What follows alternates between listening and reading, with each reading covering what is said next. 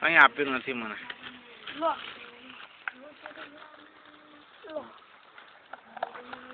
જો હું અહીં લખું છું. હું આ બાજુ આવી તને શીખવાડું. આ બીજી ચોપડી આવી. હે? આ તો બીજી ચોપડી તારી હે કા? તો તારી લાય. તારા ઘરે લખવા દે. એ કેમ આમ કરે?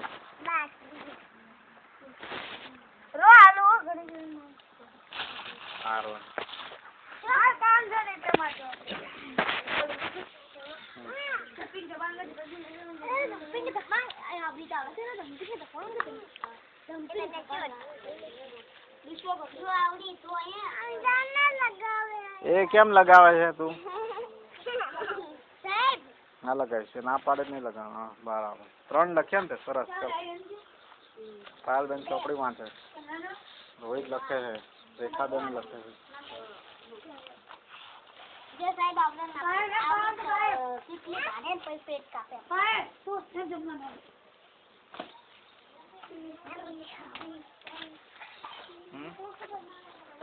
સાહેબ ક્યાં છે કાજી સાહેબ કરી સાહેબ વાંચી છે. એ દવાખાનું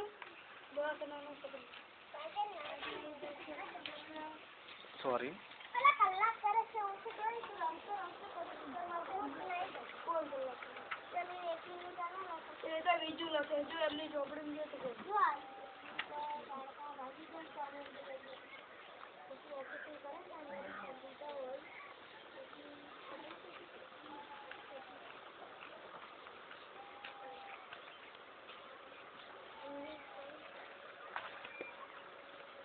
લખી રહું આ થોડી વાર બાકી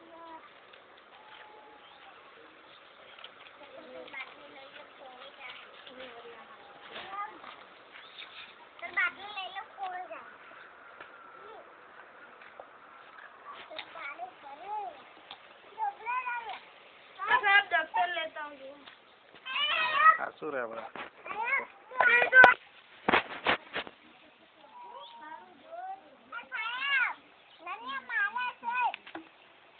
શું કહે છે બોલ?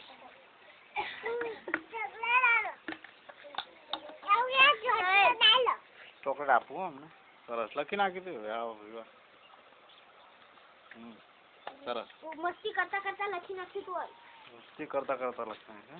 થોડી વાર બે ઉઠીને લખો. જો આ રીતે લખવાનું હે એટલે આવડી જાય તમને. સરસ.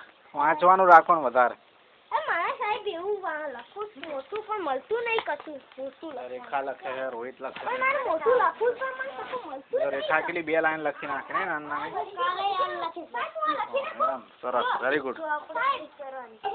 ગુજરાતી લખીશ ખૂબ સરસ.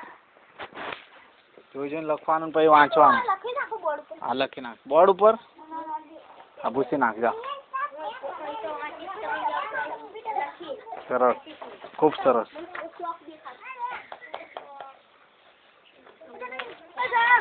આ ટુઈ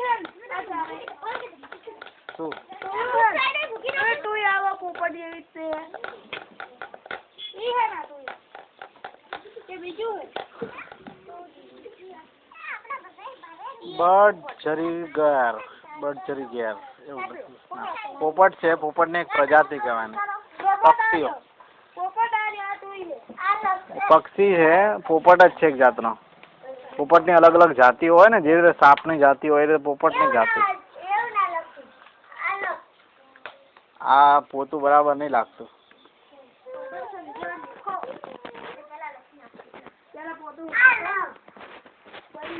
વાંધો નહીં લખવા દે ને.